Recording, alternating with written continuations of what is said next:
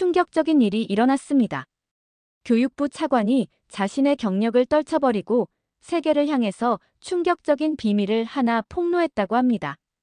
600년 전 만들어진 한글이 중국 최고 기밀 문서 속에서 발견됐다고 하는데요. 왜 세계 최대 강국이라 자부하던 중국이 한글의 문자 체계에 그토록 집착했던 걸까요? 제 이름은 장외이민입니다. 58세, 중국 교육부 차관으로 20년 넘게 국가문자위원회를 이끌어온 중국어에 대한 자부심이 아주 강한 사람이죠. 솔직히 말하자면 저는 한국을 그다지 좋아하지 않습니다. 한국은 한낱 작은 변방국가, 문화적 모방국이잖아요. 저는 한국을 싫어하는데 제 아내는 꼭 한국 드라마를 보고 둘째 아들 신우는 K-팝에 빠져 있어서 항상 한 소리씩 하곤 했습니다. 중화 5천년 역사와 문화를 가진 우리가 왜 작은 나라를 동경해야 하는지 도저히 이해를 할 수가 없었죠. 아들에게 아직 공자님의 말씀도 가르치지 못했는데 한국 아이돌 노래는 달달 외우고 있는 모습을 보자니 아주 속이 상했어요. 그날은 평소와 다름없는 월요일 아침이었습니다. 회의실에 들어서자 젊은 연구원 리우 박사가 불안한 표정으로 저를 맞이했어요. 그의 손에는 두꺼운 보고서가 들려 있었습니다. 평소 리우는 침착하고 자신감 넘치는 사람인데 그날따라 얼굴이 창백하더라고요. 장 차관님, 병음체계 효율성 조사 결과입니다. 보고서를 넘기는 순간 눈을 의심했습니다. 오류율 42%. 이게 맞다고. 우리 병음체계는 완벽하다고 여겨왔는데 말도 안 되는 수치가 나와서 놀랐습니다. 숫자를 잘못 본 건가 싶어 안경을 닦고 다시 봤지만 당연히 숫자는 그대로였습니다. 무슨 소리야? 다시 조사해보게. 이 수치가 나올 리가 없네. 리우 박사는 고개를 저었습니다. 아니에요. 3번이나 검증을 반복했는데 결과는 똑같았습니다. 우리 중국의 아이들은 자기 이름도 정확하게 쓰지 못한다고 합니다. 그 말을 듣고는 머릿속이 새하얘졌습니다. 제 둘째 아들 신우의 대학 입시 시절이 떠올랐어요. 아들은 병음 표기 오류로 점수를 크게 깎여서 대학 입시에 실패했던 적이 있거든요. 저는 그걸 단지 핑계라고만 여겼는데 그게 아니었던 겁니다. 공부를 안 했다고 야단쳤었어요. 그 기억이 떠오르니 마음이 좋지 않았습니다. 장 차관님, 이건 단순한 문자의 문제가 아닌 국가 경쟁력 문제입니다. 인공지능 시대의 문자 인식률이 이렇게 낮다면 다른 국가에게 밀리기 십상입니다. 리우의 말이 계속됐지만 제 귀에는 들어오지 않았습니다. 문득 신우의 방에서 흘기듯이 본 한글 책이 생각났습니다. 아들이 몰래 한국어를 공부하고 있었어요. 그때는 화만 냈는데 신우는 한국어를 배우는 이유가 있었던 걸까요? 다른 나라들은 수치는 어떻지? 비교 데이터 있나? 리우 박사가 보고서 뒷부분을 펼쳤습니다. 그리고 거기 충격적인 그래프가 있었습니다. 한글의 인식률이 97%로 1위였죠. 그에 비해 병음은 최하위권이었습니다. 가슴이 철렁 내려앉았습니다. 충격적인 데이터를 보고 그날 저녁 저는 아들에게 직접 물어보기 위해 아들의 방문을 두드렸습니다. 신우는 놀란 표정으로 문을 열었죠. 평소 아들과는 대화가 없었기에 방문을 열고 들어가자마자 어색한 공기에 휩싸였습니다. 아버지, 무슨 일이세요? 내가 한글 공부를 한다고 그랬지. 정말 한글이 중국어보다 배우기가 쉽니리. 제가 한글 이야기를 물으니 신우의 눈이 커졌습니다. 그리고 책상 서랍에서 꺼낸 것은 한국어 능력 시험 6급 자격증이었습니다. 저희 아들이 한국어 시험 최고 등급을 받은 것이었어요. 솔직히 많이 자랑스러웠는데 이상하리만큼 동시에 부끄러움도 느껴졌습니다.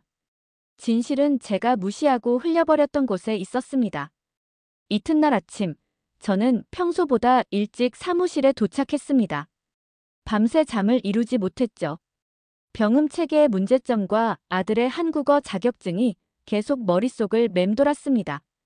제가 생각했던 한글에 대한 편견이 잘못된 거라면, 만약 진짜 한글이 정말 우수한 문자 체계인 거면, 이런 생각들이 꼬리에 꼬리를 물고 계속 들었습니다. 그렇게 저는 걸음을 도서관으로 옮겼습니다. 세계 문자 체계에 관한 자료들을 찾아보기 위해서였죠. 그렇게 도서관에 가서 책장을 뒤지던 중 눈에 띄는 보고서 하나를 발견했습니다. MIT 언어학 연구소에서 발표한 세계 문자 체계 혁신성 평가라는 보고서였어요. 호기심에 펼쳐본 보고서는 첫 페이지부터 저에게 충격을 안겨주었습니다. 세계 문자 혁신성 순위에서 한글이 당당히 1위, 병음 체계는 21위, 그 중에서 최하위권이었습니다. 이런 순위도 모자라 더 놀라운 건 평가 내용이었어요. 한글은 인류 문자 역사상 가장 과학적으로 설계된 문자 체계이다. 15세기 조선의 세종이라는 왕이 만든 이 문자는 현대 언어학이 주장하는 원리를 이미 600년 전에 완벽하게 구현했다. 600년 전 조선의 왕이 만든 문자가 현대 과학보다 앞서 있다니요? 말도 안 되는 소리라고 생각했지만 저는 계속해서 읽어내려갔습니다. 세종대왕은 레오나르도 다빈치, 아인슈타인과 같은 수준의 천재다. 그의 한글 창제 원리는 21세기 인공지능 시대에 가장 적합한 문자로 평가받는다. 보고서를 읽을수록 제 충격은 더더욱 커져갔습니다. 한글은 자음과 모음을 발음기관의 모양을 본떠 만들었다고 합니다. 그래서 배우기 쉽고 논리적이라는 거죠. 아이들도 일주일이면 읽고 쓸 수 있다고. 저희 중국의 병음은 3년이 걸려도 읽고 쓰는 게 힘든데 말이에요. 그렇게 보고서를 보고 충격이 가시기도 전에 집으로 돌아와서 아들을 불렀습니다. 신우야, 내가 한글을 배우는데 얼마나 걸렸지? 아들이 웃으며 대답했죠. 일주일이요. 자음과 모음만 외우면 모든 발음을 만들 수 있어요. 아버지도 하루면 배울 수 있을 거예요. 하루. 솔직히 말도 안 되는 소리였어요. 그런데 아들은 진지했습니다. 정말이에요. 세종대왕님이 너무 과학적으로 만드셔서 누구나 쉽게 배울 수 있어요. 우리 병음은 너무 복잡하고 헷갈려요. 그날 밤 저는 아들의 말이 궁금해 인터넷에서 한글의 기본적인 내용을 조금 찾아봤습니다. 자음 14개, 모음 10개. 고작 24개의 글자라니 정말 간단했습니다. 아들 말대로 하루면 기초를 배울 수 있을 것 같았죠. 600년 전 조선의 왕이 이런 걸 만들었다니. 그동안 한국을 얼마나 무시했는지 부끄러워졌습니다. 다음 날 사무실에서 저는 중국 정부의 문자 정책 역사를 찾아보기로 했습니다. 혹시 과거에도 병음 체계의 문제점이 지적된 적은 없었는지 궁금했거든요. 교육부 비밀 문서 보관소의 열쇠를 들고 오래된 자료들을 뒤지기 시작했습니다. 먼지투성이 서류함 속에서 1960년대 표지의 문서처를 발견했습니다. 동아시아 문자체계 연구라는 제목이었죠. 펼쳐보니 충격적인 내용이 눈에 들어왔습니다. 한글은 동양에서 가장 과학적인 문자체계로 중국의 문자개혁에 참고해야 한다. 이게 무슨 소리지? 더 놀라운 것은 문서 아래 서명이었습니다. 마오쩌둥 주석의 친필 지시사항이었습니다. 그는 한글의 과학성을 인정하고 연구를 지시했던 겁니다. 계속해서 관련 문서들을 찾아보니 한글 구조 분석, 보고서, 조선문자 응용 가능성 연구 등 수십 개의 비밀 연구 자료가 나왔습니다. 1960년대부터 우리 정부는 한글을 연구해왔던 거예요. 한 문서에는 놀라운 기록이 있었습니다. 한글 체계를 중국어에 적용할 경우 문맹률을 3개월 내에 30% 감소시킬 수 있다. 그런데 왜 이 연구들이 실행되지 않았을까요? 답은 다음 페이지에 있었습니다. 문화적 자존심 문제로 한글 차용은 보류한다. 결국 자존심 때문이었습니다. 이 자료들을 들고 저의 은퇴한 스승님을 찾아갔습니다. 리우 교수님은 80대의 노학자로 언어 정책의 산증인이었죠. 교수님, 이런 자료들이 있었다니 놀랍습니다. 왜 아무도 말하지 않았죠? 리우 교수님의 눈빛이 슬퍼졌습니다. 나도 그 연구팀에 있었네. 한글이 얼마나 효율적인지 알았지만 문화혁명기에 외국 문물 찬양은 위험했어. 결국 우리 팀은 해체되고 나는 시골로 쫓겨나게 되었지. 충격이었습니다. 60년 전에 이미 해답을 알고 있었다니요. 교수님은 떨리는 손으로 서랍에서 낡은 노트를 꺼내셨습니다. 이건 내가 몰래 보관한 연구 노트일세. 한글은 정말 놀라운 문자야. 자음은 발음기관의 모양을 본떴고, 모음은 하늘, 땅, 사람을 상징해. 과학과 철학이 공존하는 문자지. 집으로 돌아오는 길, 머릿속이 복잡했습니다. 우리가 수십 년간 무시해온 한글이 사실은 과학적 걸작이었다니. 한국을 얕봤던 제 자신이 부끄러워졌습니다. 리우 교수님의 노트와 옛 연구 자료들을 검토한 후 저는 대담한 계획을 세웠습니다. 직접 한글과 병음의 효율성을 비교하는 실험을 진행해 보기로 한 겁니다. 교육부 예산으로는 어려웠기에 개인적인 인맥을 총동원했죠. 베이징 대학 언어학과, 구글 중국지사, 마이크로소프트 아시아 연구소의 도움을 받았습니다. 실험은 간단했습니다. 동일한 텍스트를 병음과 한글로 표기한 뒤 인공지능이 얼마나 정확하게 인식하는지 측정하는 겁니다. 또 중국인과 한국인 학생들의 학습 속도도 비교해 보기로 했죠. 결과는 충격적이었습니다. 한글의 인식률은 99.8%, 병음은 고작 57.3%였습니다. 인공지능이 병음을 인식하는데 크게 어려움을 겪었던 거죠. 더 놀라운 건 학습 속도였습니다. 한국 아이들은 평균 일주일이면 한글을 마스터했고 중국 아이들은 병음을 3년이 지나도 어려워했습니다. 연구팀장인 왕 교수가 결과를 설명했습니다. 장 차관님, 한글은 인공지능 시대에 가장 적합한 문자입니다. 자음과 모음이 논리적으로 조합되어 모든 발음을 표현할 수 있고 시각적으로도 명확해 기계학습에 이상적입니다. 이어서 경제적 영향에 대한 보고도 받았습니다. 한국 기업들이 한글 기반 AI 시스템으로 세계 시장을 빠르게 점유하고 있다는 내용이었죠. 음성인식, 자동 번역, 텍스트 분석 분야에서 한국 기업들이 중국을 앞서가고 있었습니다. 충격과 불안감이 몰려왔습니다. 우리가 자존심 때문에 600년 된 문자 체계에 뒤처지고 있다니. 이대로는 미래 경쟁에서 이길 수 없겠다는 생각이 들었습니다. 그날 저녁, 아들 신우가 컴퓨터로 무언가 열심히 개발하는 모습이 눈에 띄었습니다. 뭐 하고 있니? 한글로 중국어를 표기하는 앱을 만들고 있어요. 대학에서 몰래 유행하고 있거든요. 놀라서 화면을 봤습니다. 중국어 발음을 한글로 표기하는 시스템이었습니다. 더 충격적인 건 이미 10만 명의 대학생들이 사용 중이라는 거였죠. 아버지, 우리 세대는 세계와 경쟁해야 해요. 병음으로는 너무 느리고 비효율적이에요. 한글은 과학적이고 배우기 쉬워요. 자존심보다 효율성이 중요하지 않나요? 아들의 말이 가슴에 깊이 박혔습니다. 600년 전 조선의 세종대왕이 만든 문자가 21세기 우리 아이들의 미래를 바꿀 수 있다니. 이건 단순한 문자 문제가 아니라 국가 경쟁력의 문제였습니다. 연구 결과를 가지고 고위층에 보고하려 했지만 즉각적인 반발에 부딪혔습니다. 중화 문명의 자존심을 버리고 한국 문자를 도입하자는 건가? 교육부 서기 리정프가 노골적으로 반대했습니다. 그는 제 오랜 정적이었죠.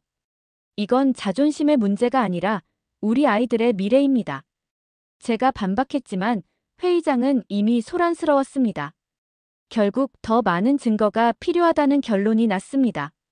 그래서 저는 비밀리에 한국 방문을 결정했죠. 직접 한글 교육 현장을 보고 싶었습니다. 서울에 도착한 첫날, 국립한글박물관을 방문했습니다. 세종대왕이 한글을 창제한 과정과 과학적 원리가 상세히 전시되어 있었죠. 가이드의 설명이 인상적이었습니다. 세종대왕은 백성들이 쉽게 글을 배울 수 있도록 한글을 만드셨습니다. 당시 한자는 귀족만 배울 수 있었거든요. 한글은 민주주의 정신이 담긴 문자입니다. 다음 날은 서울의 한 초등학교를 방문했습니다. 1학년 교실에 들어서자 아이들이 또박또박 한글을 읽고 있었죠. 담임 선생님께 물었습니다. 아이들이 한글을 배우는데 얼마나 걸리나요? 대부분 일주일이면 기본을 마스터합니다. 한 달이면 책을 읽을 수 있고요. 믿기지 않았습니다. 우리 중국 아이들은 몇 년이 지나도 병음과 씨름하는데 더 충격적인 건 그 아이들의 디지털 활용 능력이었습니다. 태블릿으로 글을 쓰고 음성인식 프로그램을 사용하는 모습이 인상적이었습니다. 국립국어원 방문도 잊을 수 없습니다. 원장님이 친절하게 맞아주셨죠. 장 차관님, 한글은 인류 공동의 자산입니다. 중국인들도 사용하길 환영합니다. 실제로 한글로 중국어를 표기하는 연구도 진행 중입니다. 그분은 한글의 과학적 원리를 설명해 주셨습니다. 자음은 발음기관의 모양을 본떴고 모음은 철학적 의미를 담고 있다고 합니다. 600년 전에 이런 체계적인 문자를 만들었다니 경이로웠습니다. 서울에서의 마지막 날, 한 카페에서 우연히 한국 대학생들과 대화할 기회가 있었습니다. 그들은 중국어를 공부하고 있었는데 병음의 어려움을 토로했죠. 중국어는 멋지지만 병음이 너무 복잡해요. 같은 발음이 너무 많아서 헷갈립니다. 한 학생이 조심스레 물었습니다. 중국에서는 왜 한글 같은 표음 문자를 개발하지 않았나요? 그 질문에 답할 수 없었습니다. 단지 부끄러움만 남았죠. 한국으로의 여행은 제 편견을 완전히 무너뜨렸습니다. 이제 저는 진실을 알았습니다. 우리의 자존심이 미래를 가로막고 있다는 것을요. 한국에서 돌아온 후 저는 깊은 고민에 빠졌습니다. 연구 결과와 한국 방문 경험을 어떻게 활용해야 할지 막막했죠.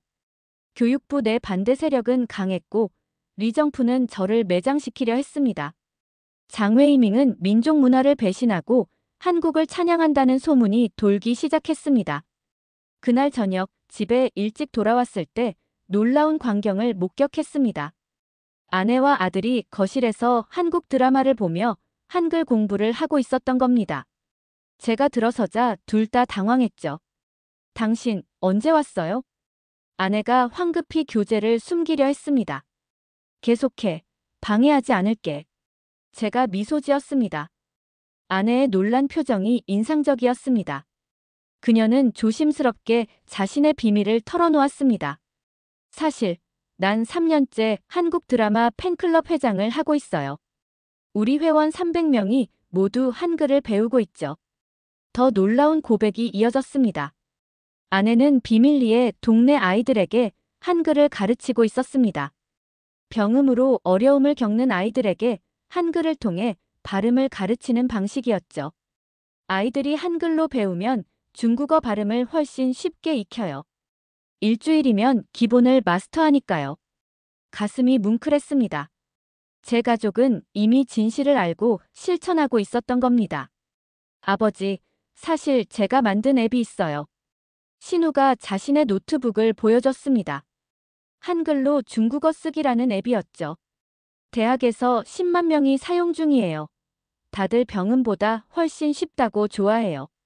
신우는 계속해서 설명했습니다.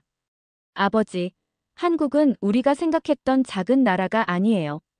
문자 하나로 세계 문화 강국이 됐어요. 우리도 배워야 해요. 아들의 눈에서 열정이 느껴졌습니다. 그의 말이 가슴에 와닿았습니다. 그날 밤, 가족과 오랜만에 진솔한 대화를 나눴습니다. 아내는 10년간 한국 드라마를 통해 한국 문화를 존경하게 됐다고 했고, 신우는 한글의 과학성에 매료됐다고 했습니다. 그들은 제가 항상 한국을 무시했기에 비밀로 했다고 말했죠. 진심으로 사과했습니다. 내가 편견에 사로잡혀 있었어. 그리고 한국 방문 경험과 연구 결과를 가족과 공유했습니다. 아내와 아들의 눈이 반짝였습니다. 그럼 이제 어떻게 할 거예요? 아내가 물었습니다. 결심이 섰습니다. 진실을 알려야겠어. 우리 아이들의 미래를 위해서. 가족의 지지를 받으며 저는 인생에서 가장 중요한 결정을 내렸습니다. 자존심보다 미래를 선택하기로 한 겁니다. 전국 교육정책회의가 열리는 날이 왔습니다. 베이징 인민대회당에는 전국 각지에서 온 교육 관계자 2,000여 명이 모였습니다. 제 발표 순서가 다가오자 심장이 쿵쾅거렸습니다. 이 발표로 제 경력은 끝날 수도 있었지만 후회는 없었습니다. 존경하는 동료 여러분. 제가 마이크 앞에 섰습니다. 오늘 저는 불편한 진실을 말씀드리려 합니다. 회의장이 조용해졌습니다.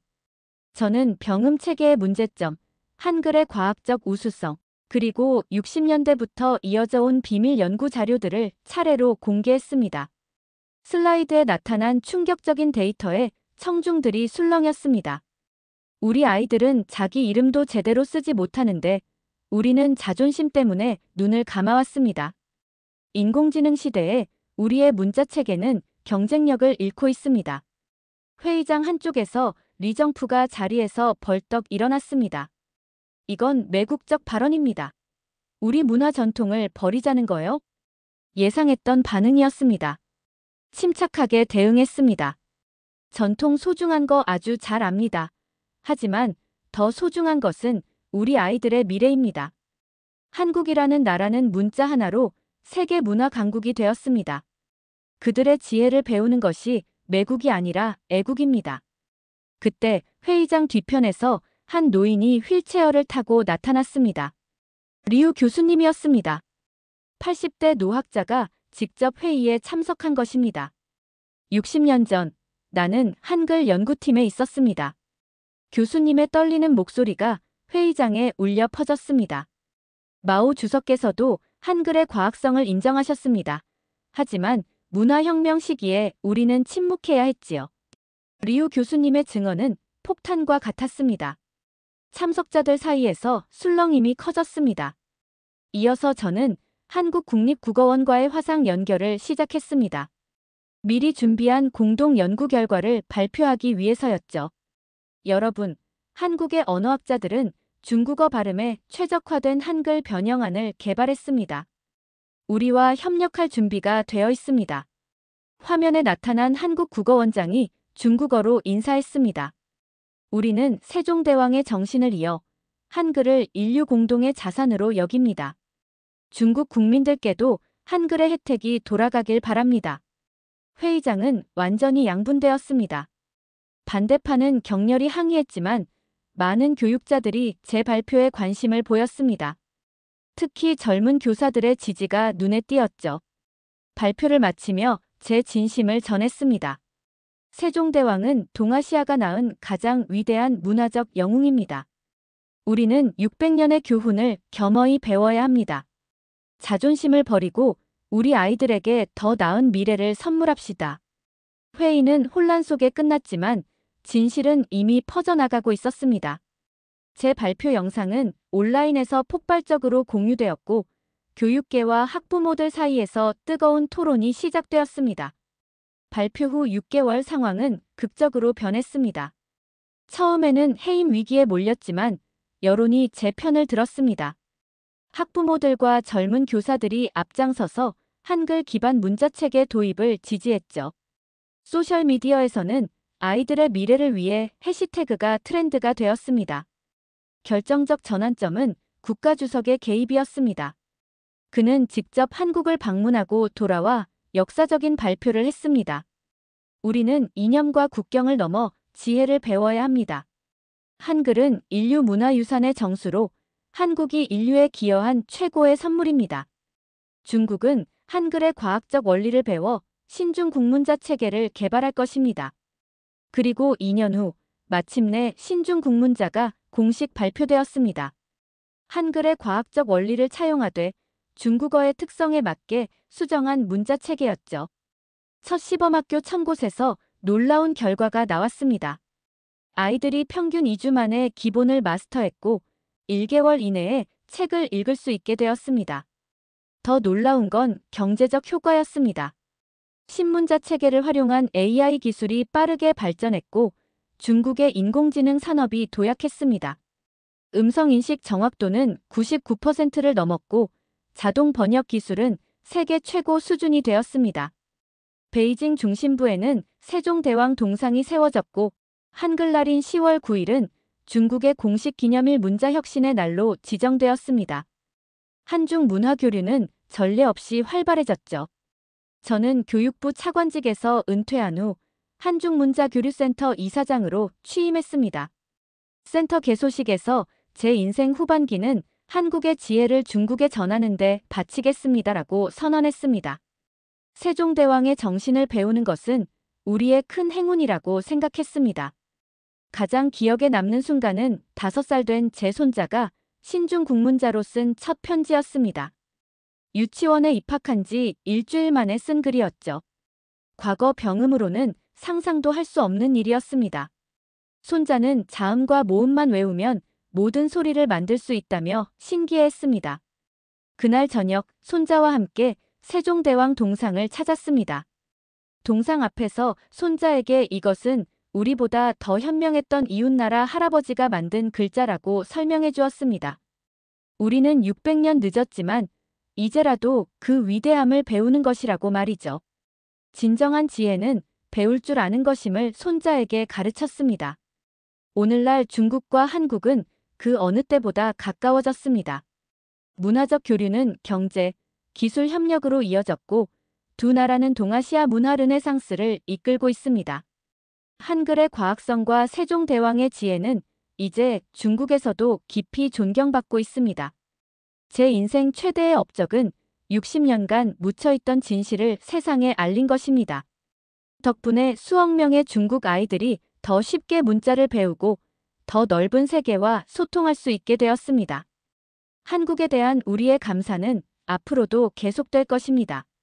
한글을 받아들이고 한글에 대한 위대함을 인정한 장외밍의 이야기는 여기까지입니다. 오늘은 사연은 어떠셨나요? 오늘의 사연이 마음에 드셨다면 좋아요 한번 부탁드립니다. 여러분의 좋아요와 구독은 영상을 만드는데 큰 힘이 됩니다. 긴 영상 시청해 주셔서 감사합니다. 오늘도 행복이 넘치는 하루 되세요.